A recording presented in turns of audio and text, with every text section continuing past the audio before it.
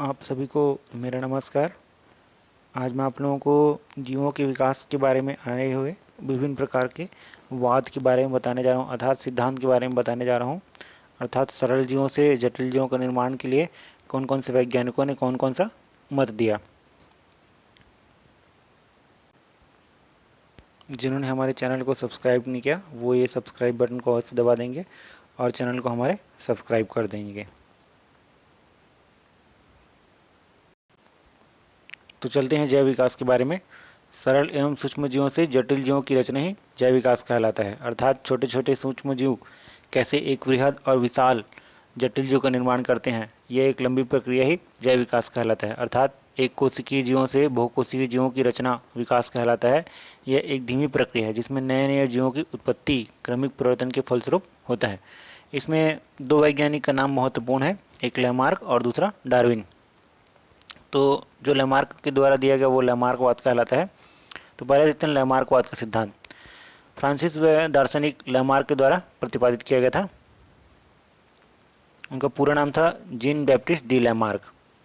परीक्षाओं में अक्सर पूछा जाता है उनका पूरा नाम क्या था करके, तो जीन बैप्टिस्ट डी लैमार्क। उनके द्वारा लिखा गया किताब है फिलासफिक जूलॉजिका और उनका सिद्धांत था उपार्जित लक्षणों की वंशागति की।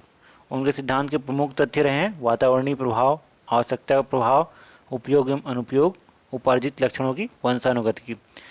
इस पर अलग से एक वीडियो हम लोग बनाएंगे जिसमें सिर्फ लैमार्कवाद और डार्विनवाद पर ही चर्चा किया जाएगा।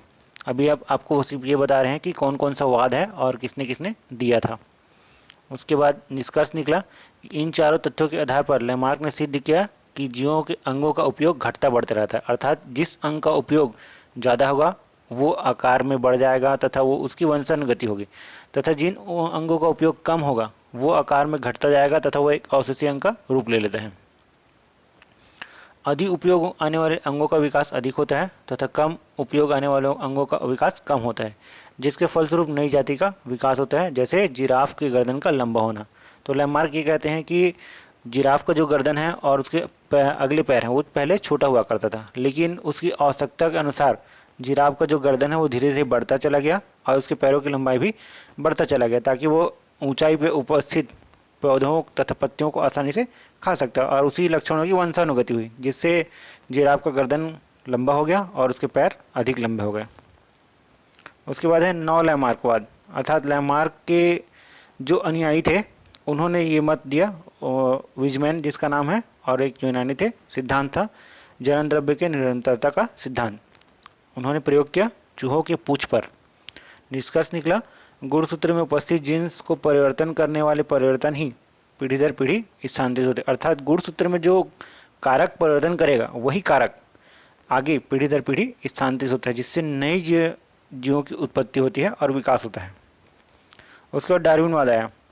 ब्रिटेन के वैज्ञानिक चार्ल्स रॉबर्ट डार्विन ने डार्विनवाद या डार्विन का सिद्धांत प्रतिपादित किया। उनका किताब था द ओरिजिन ऑफ स्पीसीज और उन्होंने एक जहाज HMS बीगल में यात्रा किया था और मलय द्वीप समूह का पूरा यात्रा किया उन्होंने। सिद्धांत था प्राकृतिक वर्णवाद या चयनवाद। अर्थात प्रकृति उन गुणों का चयन करता है जिससे जीव उस वातावरण में आसानी से रह सके, और जिस जीव का चयन नहीं हो पाता वो जीव की नष्ट हो जाते हैं।